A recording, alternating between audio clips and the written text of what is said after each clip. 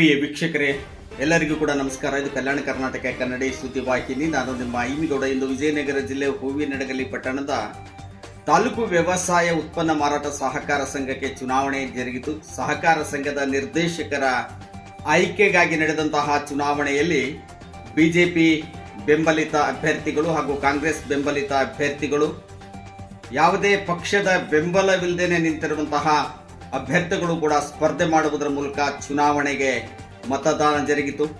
ಮತದಾನದ ಫಲಿತಾಂಶ ಪ್ರಕಟಗೊಂಡಿದೆ. ಕಾಂಗ್ರೆಸ್ ಬೆಂಬಲಿತ ಅಭ್ಯರ್ಥಿಗಳಾಗಿ ಸ್ಪರ್ಧಿಸಿದಂತಹ 7 ಜನ ಪರಾಭವಗೊಳ್ಳುವುದರ ಮೂಲಕ ಕಾಂಗ್ರೆಸ್ಗೆ ತೀವ್ರ ಮುಖಭಂಗ ಆಗಿದೆ ಅಂತ ಹೇಳಬಹುದು. ಬಿಜೆಪಿ ಬೆಂಬಲಿತ ಅಭ್ಯರ್ಥಿಗಳು ಒಂದು ಎ ದರ್ಜೆ ಕ್ಷೇತ್ರದಿಂದ 5 ಜನ, ಬಿ ದರ್ಜೆ ಕ್ಷೇತ್ರದಿಂದ 7 ಜನ ಗೆಲುವನ್ನು ಸಾಧಿಸುವುದರ ಮೂಲಕ ಸಂಪೂರ್ಣವಾದಂತಹ ಆಡಳಿತ ಚುಕ್ಕಾಣಿಯನ್ನು ಹಿಡಿಯೋದಕ್ಕೆ ಬೇಕಾದಂತಹ ಎಲ್ಲ ಸ್ಥಾನಗಳನ್ನು ಪಡೆದುಕೊಳ್ಳಲು ಯಶಸ್ವಿಯಾಗಿದೆ ಬಿಜೆಪಿ ಮತ್ತು ಕಾಂಗ್ರೆಸ್ಸಿನ ಮಧ್ಯೆ ನೇರ ಹಣಾಹಣಿ ಏರ್ಪಟ್ಟಿತ್ತು. ಕುತೂಹಲವನ್ನೇನು ಕೆರಳಿಸಿರಲಿಲ್ಲ ಈ ಚುನಾವಣೆ. ಆರಂಭದಿಂದಲೂ ಕೂಡ ಅಪಸ್ವರ, ಅಸಮಾಧಾನ, ಅತೃಪ್ತಿಗಳ ಮಧ್ಯೆ ಕಾಂಗ್ರೆಸ್ ಒಂದು ಬೆಂಬಲಿತ ಅಭ್ಯರ್ಥಿಗಳು ನಾಮಪತ್ರವನ್ನ ಸಲ್ಲಿಸಿದ್ರು. ಯಾವುದೇ ಪೂರ್ವಭಾವಿ ಸಿದ್ಧತೆ ಇಲ್ಲದೇನೆ ಅಖಾಡಕ್ಕಿಳಿದಿತ್ತು ಕಾಂಗ್ರೆಸ್. ತರಾತುರಿಯಲ್ಲಿ ಅಖಾಡಕ್ಕಿಳಿದಂತಹ ಕಾಂಗ್ರೆಸ್ಗೆ ನಿಜಕ್ಕೂ ಕೂಡ ತೀವ್ರವಾದಂತಹ ಮುಖಭಂಗವಾಗಿದೆ. Wash out. ಕಾಂಗ್ರೆಸ್ ಬೆಂಬಲಿತ ಅಭ್ಯರ್ಥಿಗಳು 7 ಜನ ಕಾಂಗ್ರೆಸ್ ಬೆಂಬಲಿತ ಅಭ್ಯರ್ಥಿಗಳು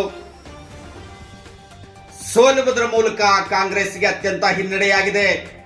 ಅದರಲ್ಲೂ ಕೂಡ 4 ವರ್ಷ ಒಂದು ಟಿಎಪಿಎಸ್ಎಂಎಸ್ ಚುನಾವಣೆ, ಟಿಎಪಿಎಸ್ಎಂಎಸ್ ಸಹಕಾರ ಸಂಘ ಇದೆ. ಆ ಸಹಕಾರ ಸಂಘದ ಅಧ್ಯಕ್ಷರಾಗುವುದರ ಮೂಲಕ 4 ವರ್ಷಗಳ ಕಾಲ ಅಧಿಕಾರವನ್ನು ನಡೆಸಿದಂತಹ ಪಾಟೀಲ್ ಬಸನಗೌಡ ಅವರು ಕೂಡ ಸ್ಪರ್ಧೆಯನ್ನ ಮಾಡಿದರು. 3rd ಬಿ ಕ್ಷೇತ್ರದಿಂದ ಹೀನಾಯವಾಗಿ ಸೋತಿದ್ದಾರೆ ಬಸನಗೌಡ ಪಾಟೀಲ್. ಪ್ರತಿಸ್ಪರ್ಧಿ ಮಹಾದೇವ್ 500ಕ್ಕೂ ಅಧಿಕ ಮತಗಳಿಂದ ಗೆಲುವನ್ನ ಸಾಧಿಸಿದರೆ 547 ಮತಗಳ ಅಂತರದಲ್ಲಿ ಸೋಲನ್ನು ಅನುಭವಿಸುವುದರ ಮೂಲಕ ಮುಖಭಂಗವಾಗಿದೆ ಬಸನಗೌಡ ಪಾಟೀಲ್ ರವರಿಗೆ. ನಾಯಕತ್ವದ ಒಂದು ವರ್ಚಸ್ಸಿತ್ತು, ನಾಯಕತ್ವದ ಒಂದು ಹೋರಾಟ ಇತ್ತು, ಅದಕ್ಕೆ ಬಹುದೊಡ್ಡ ಪೆಟ್ಟು ಬಿದ್ದಿದೆ. ಪಿಟಿ ಪರಮೇಶ್ವರ್ ನಾಯಕರವರೇನು ಬಸನಗೌಡ ಪಾಟೀಲ್ ರವರನ್ನ ನಂಬಿಕೊಂಡಿದ್ರು. 4 ವರ್ಷಗಳ ಕಾಲ ಸಹಕಾರ ಸಂಘದ ಟಿಎಪಿಎಸ್ಎಂಎಸ್ ಸಹಕಾರ ಸಂಘದ ಅಧಿಕಾರದ ಗದ್ದುಗೆಯನ್ನ ಬಿಟ್ಟುಕೊಟ್ಟಿದ್ರು. ಆದರೆ ತೀವ್ರ ಮುಖಭಂಗವಾಗಿದೆ ಕಾಂಗ್ರೆಸ್ಗೆ. ಹೀನಾಯವಾಗಿ ಸೋತಿದ್ದಾರೆ ಬಸನಗೌಡ ಪಾಟೀಲ್, ಹಾಲಿ ಅಧ್ಯಕ್ಷರು. ಟಿಎಪಿಎಸ್ಎಂಎಸ್ ನ ಹಾಲಿ ಅಧ್ಯಕ್ಷರಾಗಿದ್ದಂತಹ ಬಸನಗೌಡ ಪಾಟೀಲ್ ರವರ ಹೀನಾಯ ಸೋಲು ಕಾಂಗ್ರೆಸ್ ಅನ್ನ ಕುಗ್ಗಿಸಿದೆ. ಕಾಂಗ್ರೆಸ್ಸಿನಲ್ಲಿ ಬಸನಗೌಡ ಪಾಟೀಲ್ ರವರ ವಿರುದ್ಧವಾಗಿದ್ದಂತಹ ಅಸಮಾಧಾನ, ಅತೃಪ್ತಿ, ಬೇಗುದಿ ಎಲ್ಲವೂ ಕೂಡ ಒಟ್ಟೊಟ್ಟಿಗೆ ಬಂದು ಗುದ್ದಿದೆ. ಬಸನಗೌಡ ಪಾಟೀಲ್ ರವರನ್ನ ಹೀನಾಯವಾಗಿ ಸೋತಿದ್ದಾರೆ. ಬಹುದೊಡ್ಡ ಸಂಭ್ರಮ ಇವತ್ತು ಬಸನಗೌಡ ಪಾಟೀಲ್ ರವರ ಸೋಲೇನಿದೆ. ಸ್ವಪಕ್ಷ ಹಾಗೂ ಬಿಜೆಪಿ ಬೆಂಬಲಿತರಿಗೆಲ್ಲರಿಗೂ ಕೂಡ ಬಹುದೊಡ್ಡ ಸಂಭ್ರಮ. ಬಸನಗೌಡ ಪಾಟೀಲ್ ರವರ ನಿವಾಸದೆದುರು ಪಟಾಕಿಯನ್ನು ಸಿಡಿಸುವುದರ ಮೂಲಕ ಸಂಭ್ರಮಿಸಿದ್ರು ಬಿಜೆಪಿಯ ಕಾರ್ಯಕರ್ತರು, ಮುಖಂಡರು. ಆದರೆ ಒಳಗೊಳಗೆ ಬಾತ್ರೂಮ್ ಡ್ಯಾನ್ಸ್ ಮಾಡಿದ್ದಾರೆ ಹಲವು ಕಾಂಗ್ರೆಸ್ ಮುಖಂಡರು. ಬಸನಗೌಡರು ಸೋಲ್ಬೇಕಾಗಿತ್ತು. ಬಸನಗೌಡರ ತಾಕತ್ತು, ಅವರ ನಾಯಕತ್ವ, ಅವರ ಲೀಡರ್ಶಿಪ್ ಏನಂತ ಗೊತ್ತಾಗಬೇಕಾಗಿತ್ತು ಪಿಟಿ ಪರಮೇಶ್ವರ್ ನಾಯಕರವರಿಗೆ. ಬಹುದೊಡ್ಡ ಹಿನ್ನಡೆಯಾಗಿದೆ ಅಂತಾನೆ ಹೇಳ್ಬೋದು ಕಾಂಗ್ರೆಸ್ಗೆ. Wash out. ಕಾಂಗ್ರೆಸ್ಸಿನ 7 ಜನ ಕೂಡ ಹೀನಾಯವಾಗಿ ಸೋಲುವುದರ ಮೂಲಕ ಕಾಂಗ್ರೆಸ್ಗೆ ತೀವ್ರ ಮುಖಭಂಗವಾಗಿದೆ. ಒಂದು ಸಾಮಾನ್ಯ ಕ್ಷೇತ್ರದಲ್ಲಿ ಸ್ಪರ್ಧೆ ಮಾಡಿದಂತಹ ಕಾಂಗ್ರೆಸ್ಸಿನ ಅಭ್ಯರ್ಥಿಗಳಾದಂತಹ ಬೊಸೆಟ್ಟಿ ಸಿದ್ದಪ್ಪ ಮತ್ತು ಬೆನ್ನೂರು ರುದ್ರಪ್ಪ ಅವರು ಪರಾಭವಗೊಳ್ಳುವುದರ ಮೂಲಕ ಮಲ್ಲಣ್ಣ ಪಿ, ಮಲ್ಕಿ ಒಡೆಯರ್ ನಾಗಭೂಷಣ್ ಅವರು ವಿಜಯಶಾಲಿಯಾಗಿದ್ದಾರೆ ಬಿಜೆಪಿ ಬೆಂಬಲಿತ ಅಭ್ಯರ್ಥಿಗಳು.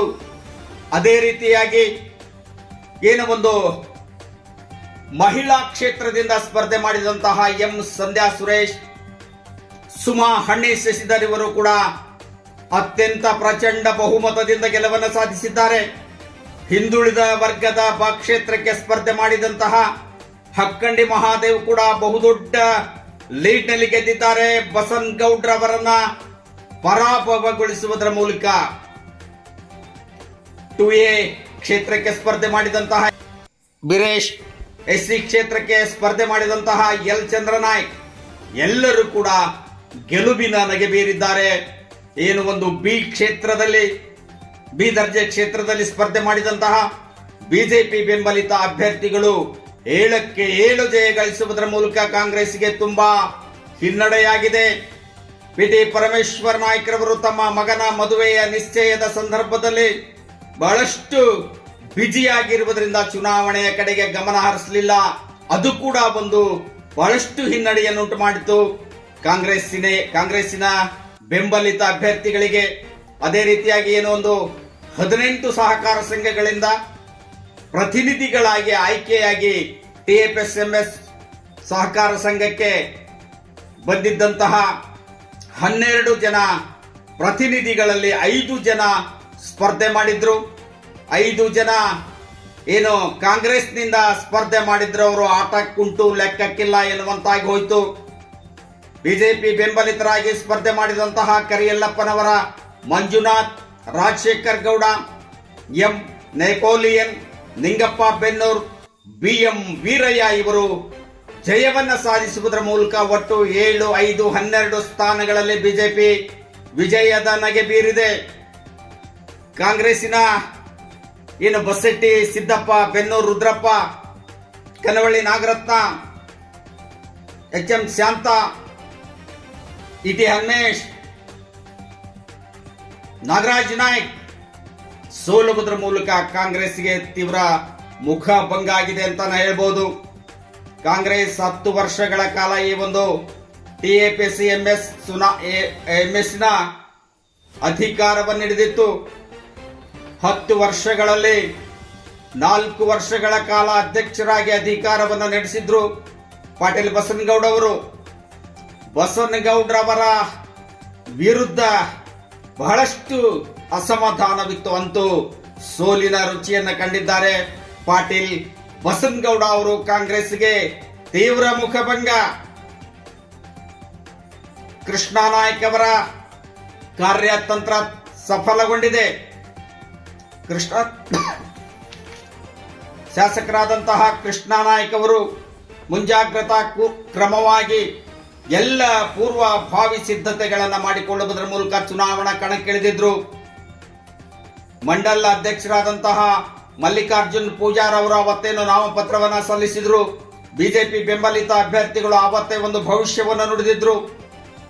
7ಕ್ಕೆ 7 ಅಭ್ಯರ್ಥಿಗಳು ಕೂಡ ಬಿಜೆಪಿ ಬೆಂಬಲಿತ ಅಭ್ಯರ್ಥಿಗಳು ಕೂಡ ಗೆಲುವನ್ನು ಸಾಧಿಸುತ್ತಾರೆ ಎನ್ನುವಂತಹ ಭವಿಷ್ಯವನ್ನು ನುಡಿದಿದ್ರು. ಇಂದು ಮಾಜಿ ಶಾಸಕರಾದಂತಹ ನಂದಿಹಳ್ಳಿ ಹಾಲಪ್ಪನವರು ಹೇಳಿದ್ರು, ವಾಶೌಟ್ ಆಗುತ್ತೆ ಕಾಂಗ್ರೆಸ್ ಎನ್ನುವಂತಹ ಮಾತನ್ನು ಹೇಳಿದ್ರು. ನಿಜಕ್ಕೂ ಕೂಡ ಕಾಂಗ್ರೆಸ್ಗೆ ಇಂಥ ಒಂದು ಹೀನಾಯ ಸ್ಥಿತಿ ಬರುತ್ತೆ ಅಂತ ನಾನು ಅಂದ್ಕೊಂಡಿರಲಿಲ್ಲ. ಕೇಳಿದೆ ನಾನು, ಏನು ಘಟಾನುಘಟಿಗಳು ಇಂಥ ಒಂದು ಸಣ್ಣ ಚುನಾವಣೆ ಕಣಕ್ಕೆ ಪ್ರಚಾರಕ್ಕೆ ಧುಮುಕಿದ್ದೀರಿ ಅಂತ. ಏನು GBR ಕಾಲೇಜ್ ಆಡಳಿತ ಮಂಡಳಿ ಅಧ್ಯಕ್ಷರಾದಂತಹ ಮೋಹನ್ ರೆಡ್ಡಿ ಅವರು, BDCC ಬ್ಯಾಂಕ್ ನಿರ್ದೇಶಕರಾದಂತಹ ಐಗೋಳ್ ಚಿದಾನಂದ್ ವಕೀಲರು, ಶಾಸಕರಾದಂತಹ ಕೃಷ್ಣನಾಯ್ಕ್ ಅವರು, ಪುರಸಭೆ ಮಾಜಿ ಅಧ್ಯಕ್ಷರು ಹಾಲಿ ಸದಸ್ಯರಾದಂತಹ ವಾರ್ಡ್ ಗೌಸ್ಮೋದಿನ್ ಅವರು, ಎಂ ಪರಮೇಶ್ವರಪ್ಪನವರು, ಏನು ಒಂದು ಘಟಾನುಘಟಿಗಳು ಪ್ರಚಾರಕ್ಕಿಳಿದಿದ್ರು, ಹಗಲು ರಾತ್ರಿ ಶ್ರಮಿಸಿದ್ರು. ಅದರ ಫಲವಾಗಿ ಇವತ್ತು ಬಿಜೆಪಿ ಬೆಂಬಲಿತರಿಗೆ ಜಯ ಸಿಕ್ಕಿದೆ. BDCC ಬ್ಯಾಂಕ್ ನಿರ್ದೇಶಕರಾದಂತಹ ಪಿ ವಿಜಯ್ ಕುಮಾರ್ ಅವರ ಅನುಪಸ್ಥಿತಿಯು ಕೂಡ ಬಹಳಷ್ಟು ಹಿನ್ನಡೆಯನ್ನುಂಟು ಮಾಡಿತು ಕಾಂಗ್ರೆಸ್ಗೆ ಅಂತಾನೆ ಹೇಳಲಾಗ್ತಾ ಇದೆ. ಕಾದ್ ನೋಡೋಣ ಮುಂದಿನ ಬೆಳವಣಿಗೆಯನ್ನ. ಸದ್ಯಕ್ಕಂತೂ ಹೀನಾಯವಾಗಿ ಸೋಲನ್ನು ಕಂಡಿದೆ ಕಾಂಗ್ರೆಸ್. ಗೆಲುವಿನ ನಗೆ ಬೀರುವುದರ ಮೂಲಕ TFSMS ಆಡಳಿತದ ಗದ್ದುಗೆಯನ್ನ ಹಿಡಿತಕ್ಕೆ ಪಡೆದುಕೊಂಡಿದೆ. ಬಿಜೆಪಿ 8 ಸ್ಥಾನಗಳಿಗೆ ಚುನಾವಣೆ ನಡೆಯಬೇಕಾಗಿತ್ತು.